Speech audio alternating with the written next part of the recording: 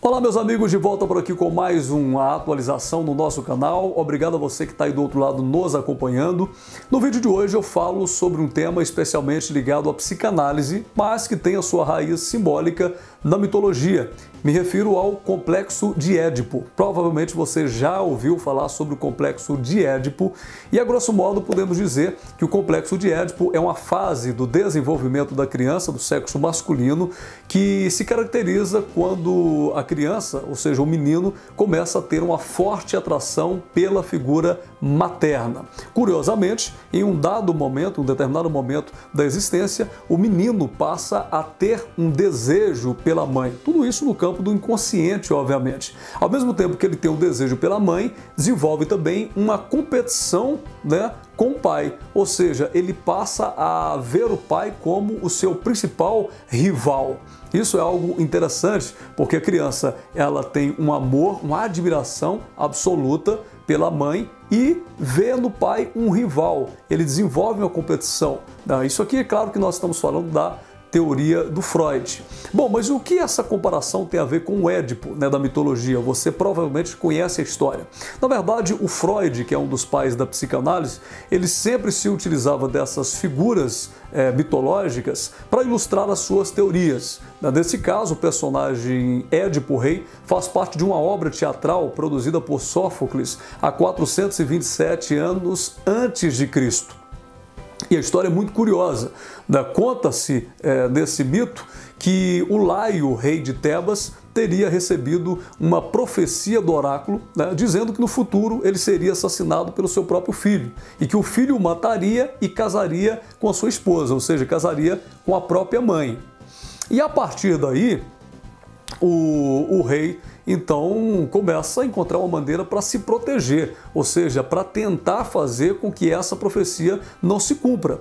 E Laio decide então se livrar do filho, que era apenas uma criança, para evitar que essa maldita profecia se cumprisse. O que ele faz? Ele resolve abandonar o menino no lugar distante, colocando prego nos seus pés, segundo conta aí a mitologia, e deixa o menino para morrer. Agora, momentos depois, passa um pastor de ovelhas, salva o menino, leva para casa, cuida do menino e mais tarde o menino é adotado pelo rei de Corinto. Ele passa a viver então como filho do rei de Corinto em terras distantes dali. Muito tempo depois, Édipo, já grande na sua nova família, um jovem, morando longe da sua terra natal, ele resolve também consultar o oráculo e recebe a mesma mensagem que seu pai recebera há muito tempo atrás. E claro que ele não sabia de nada, ele não conhecia a história, mas depois de jovem, ele resolve visitar o oráculo e aí ele fica sabendo dessa profecia, a profecia de que ele mataria o seu próprio pai e casaria com a mãe.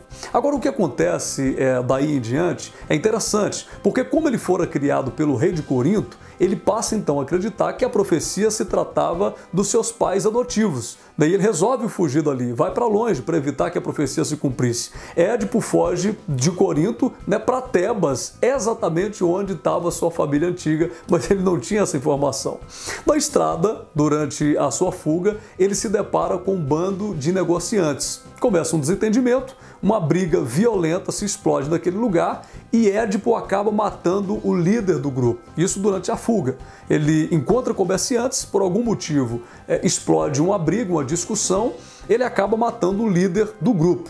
Ao chegar em Tebas, durante a sua fuga, fugindo da profecia, ele decifra o enigma da esfinge que estava sendo proposto na cidade e livra a cidade de grandes ameaças e, em troca disso, recebe o trono do rei e a mão da rainha Jocasta, agora viúva. Os dois se casam e têm 4 filhos. Depois que ele chega, então, em Tebas, que tem lá o enigma, ele consegue decifrar algo curioso. A cidade começa a viver em paz, ele se transforma então no rei e casa com a rainha.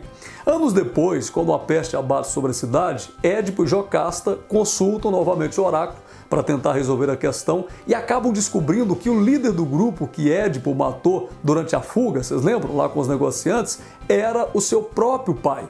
Portanto, ele e Jocasta eram mãe e filho. Ele descobre então, conversando ali com o oráculo, que aquele lá na fuga, quando ele matou aquele líder de negociantes, era o próprio pai. Os dois se desesperam, ficam chocados com a revelação, não suportam a dor e resolvem dar um fim trágico às suas próprias vidas. Édipo fura os próprios olhos e Jocasta se mata. Esse é um desfecho dramático de uma história que se viu como modelo para Freud construir a sua ideia do complexo de Édipo. Daí eu espero que você tenha entendido. É óbvio que existem muitas observações ainda, que eu estou falando de uma maneira resumida para mostrar a você como o Freud associou essa história do Édipo, esse mito do Édipo, à sua teoria do complexo de Édipo, que é exatamente essa competição entre a criança do sexo masculino e o seu pai, quando ele vê no pai um rival, né? E aí ele tem essa atração inconsciente pela sua mãe. Bom, se você gostou do vídeo, não se esqueça de dar aí o seu joinha, dar o seu like, deixe o seu comentário e se inscreva nesse canal. Se inscreva porque facilita no sentido de que você fica sabendo toda vez que eu postar algo novo por aqui. Um abraço para você, eu volto a qualquer momento trazendo mais vídeos. Tchau, tchau.